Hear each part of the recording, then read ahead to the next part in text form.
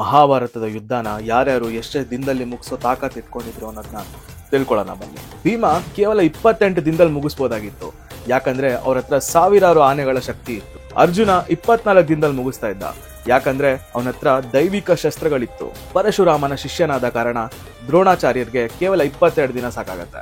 ಸೂರ್ಯಪುತ್ರ ಕರ್ಣ, ಅವನ ಹತ್ರ ಕೂಡ ಒಂದು ಅದ್ಭುತವಾದ ಕವಚ ಇತ್ತು, ಮತ್ತೆ ಕೇವಲ 25 ದಿವಸದಲ್ಲಿ ಮಹಾಭಾರತ ಯುದ್ಧನ ಕಂಪ್ಲೀಟ್ ಆಗಿ ಮುಗಿಸ್ತಾ ಇದ್ದ.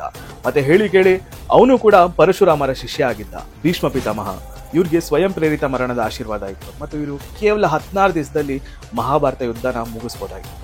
ಮತ್ತೆ ಇವರು ಗಂಗೆ ತಾಯಿಯ ಪುತ್ರರಾಗಿದ್ರು. ಶೇಷನಾಗನ ಅವತಾರವಾದ ಬಲರಾಮ ಕೇವಲ 5 ದಿನದಲ್ಲಿ ಮುಗಿಸ್ಬೋದಾಗಿತ್ತು. ಬಾರ್ಬರಿ ಹೆಚ್ಚು ಕಮ್ಮಿ ಅಂತ ಹೇಳಿದ್ರು 3 ದಿವಸದಲ್ಲಿ ಮಹಾಭಾರತ ಯುದ್ಧ ಮುಗಿಸ್ಬೋದಾಗಿತ್ತು, ಯಾಕಂದ್ರೆ ಅವ್ರ ಹತ್ರ 3 ಅಮೋಘವಾದ ಶಕ್ತಿಶಾಲಿಯಾದ ಬಾಣ ಇತ್ತು.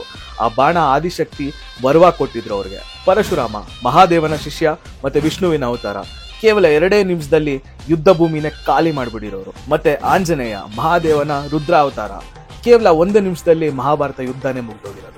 ಮತ್ತೆ ಶ್ರೀಕೃಷ್ಣ ನಾರಾಯಣನ ಅವತಾರ, ಅವ್ರ ಬಳಿ ಸುದರ್ಶನ ಚಕ್ರ ಇತ್ತು, ಕೇವಲ 1 ಸೆಕೆಂಡ್ ಸಾಕಾಗಿತ್ತು ಇಡೀ ಮಹಾಭಾರತನ ಹಿಂಗ್ ಮುಗಿಸೋದಕ್ಕೆ.